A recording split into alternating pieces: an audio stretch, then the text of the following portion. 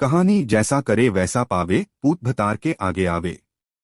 एक बुढ़िया ने सोचा था कि जब मेरी बहू आएगी तो कुछ काम नहीं करना पड़ेगा, बेटा बहू दोनों शेष करेंगे। पति तो युवावस्था में ही खत्म हो गया था। फिर सोचा मैं दादी बनूंगी और घर स्वर्ग बन जाएगा।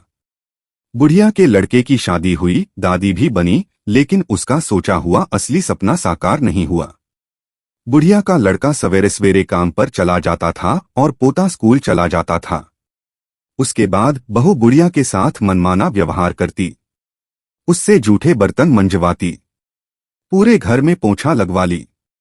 अब उसे फूटी थाली में भोजन दिया जाता था।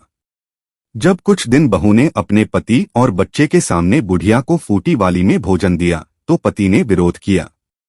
उससे कहाँ सुनी हुई।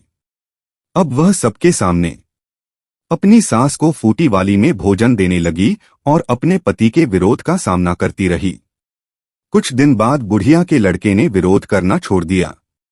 जैसे जैसे बच्चा बड़ा होता गया, अपनी दादी के प्रति मां के बढ़ते जुल्मों को देखता रहा। समझदार होने पर जब उसका विरोध करता तो उसकी भी झिड़की खानी पड़ती, लेकिन वह अपनी दादी के प्रति आदर और सहानुभूति रखता था। वह मन से अनुभव करता था कि घर में दादी के साथ सही व्यवहार नहीं हो रहा है। कुछ साल इसी तरह बीतने के बाद 2-4 दिन आराम के आए बुढ़िया के पोते की बहू आई। जब घर में बहू आई तो खुशी का वातावरण रहा। रिश्तेदारों के जाने के बाद बुढ़िया के फिर वही दिन आ गए।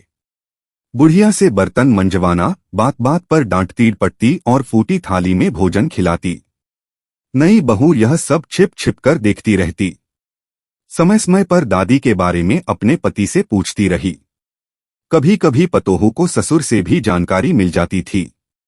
कुछ दिन बाद बुढ़िया की बहू अपनी पतोहू से भी लड़ने लगी। अब पतोहू को भी पूरे दिन काम में लगाए रखती। कभी कभी पतोहू बुढ़िया के बर्तन मंजवाने में सहायता करती तो बरस पड़ती और कहती, तेरे लिए ढेरों काम है, अपना काम कर। कभी कभी पतोहू अपनी दादी सास के आंसुओं को देखती तो पिघल जाती और छिपकर बुढ़िया के पास बैठकर उसके दुख की कहानी सुनती। एक बार बुढ़िया बीमार हुई तो फिर उठी ही नहीं। 8-10 दिन बीमार रहकर इस दुनिया से मुक्ति पा गई। अब वह पतोहू को भी पूरे दिन काम में लगाए रखती। जब पतोहू से मनमाना करने लगती तो झगड़ा शुरू हो जाता। जब पतोहू ने देखा कि मेरी सास जैसे अपनी सास को खरी खोटी सुनाती थी, उसी तरह मुझे भी खरी खोटी सुनाने लगी है, तो उससे रहा न गया। वह भी लड़ने लगी और उससे उसी तरह का व्यवहार करने लगी जैसा वह अपनी सास के साथ व्यवहार करती थी। अब पतोहू अपनी सास से झाड़ू लगवाती और बर्तन मंजवाती। उसके बाद पतोहू उसी फूटी हुई थाली में खाना परोसकर देने लगी जिसमें उसकी सास दादी सास को खाना देती थी।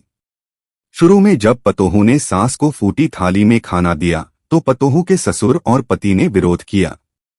पतोहू ने जवाब देते हुए कहा, जब वह अपनी सास को इस फूटी थाली में भोजन कराती थी तब तो आप दोनों के मुंह सिल गए थे, कोई कुछ नहीं बोलता था। कितनी सीधी मेरी दादी सास थी, उसके साथ इसने कैसा व्यवहार किया, उसके आगे तो यह कुछ भी नहीं है। अब क्यों आप लोग इसकी पैरवी कर रहे हैं? कोई भी कुछ नहीं बोला। अब सास भी जानती थी कि यदि कुछ पतोहू से कहा तो मारपीट भी कर देगी। अब पतोहू से कोई कुछ नहीं कहता था। ससुर का बुढ़ापा था। वह अपनी बूढ़ी पत्नी के साथ इस प्रकार का व्यवहार होते देख नहीं पाता था। उसे गुस्सा आ जाता तो कुछ का कुछ बक देता था। जब पतोहू जवाब दे देती थी तो चुप हो जाता था। जब ससुर भी ज्यादा बोलने लगा तो उनके साथ भी सास जैसा व्यवहार होने लगा।